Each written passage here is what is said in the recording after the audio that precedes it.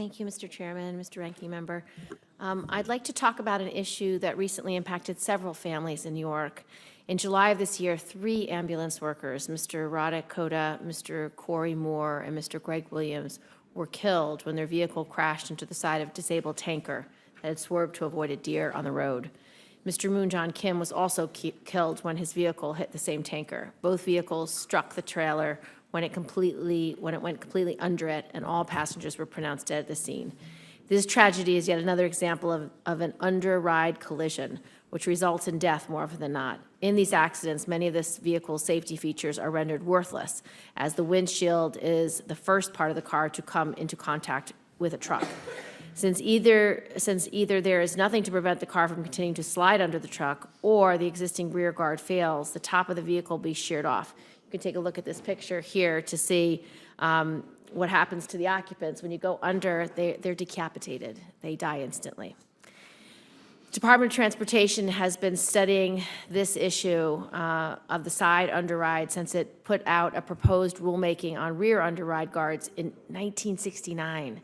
Since then, thousands of people have died in underride crashes through the country. First of all, are you aware that the Institute for Insurance and Highway Safety successfully tested a side underride guard in a 40-mile-per-hour crash test in August of this year?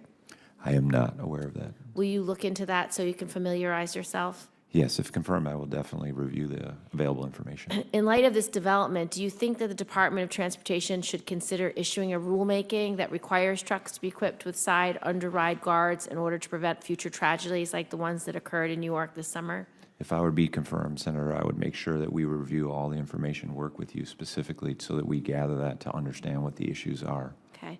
Since rear underride guards that are in compliance with federal law often fail in these crash situations, do you believe it's necessary to update the 1998 DOT rulemaking? It required stronger performance standards.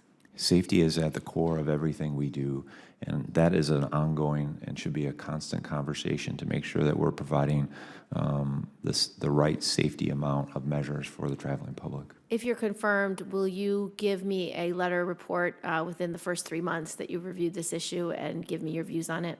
If I'm confirmed, I will make sure that I review that issue and give you a report. Thank you so much.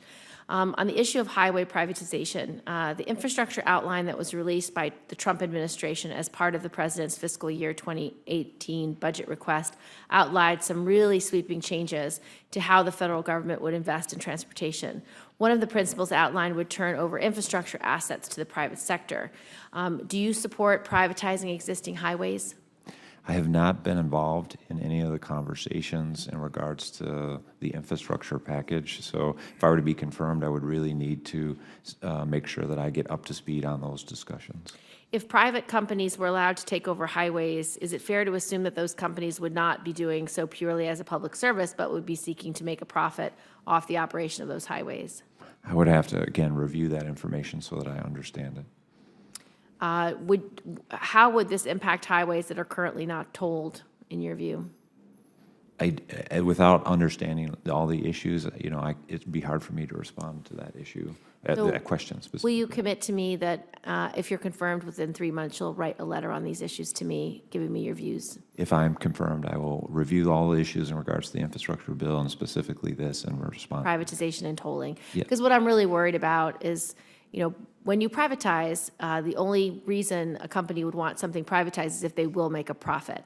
And so unless it's a highly economic route, they're going to have to put tolls on roads. They're going to have to raise the cost of driving for Americans.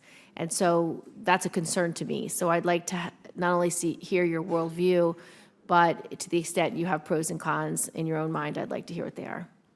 Thank you. Thank you so much. Thank you, Mr. Chairman.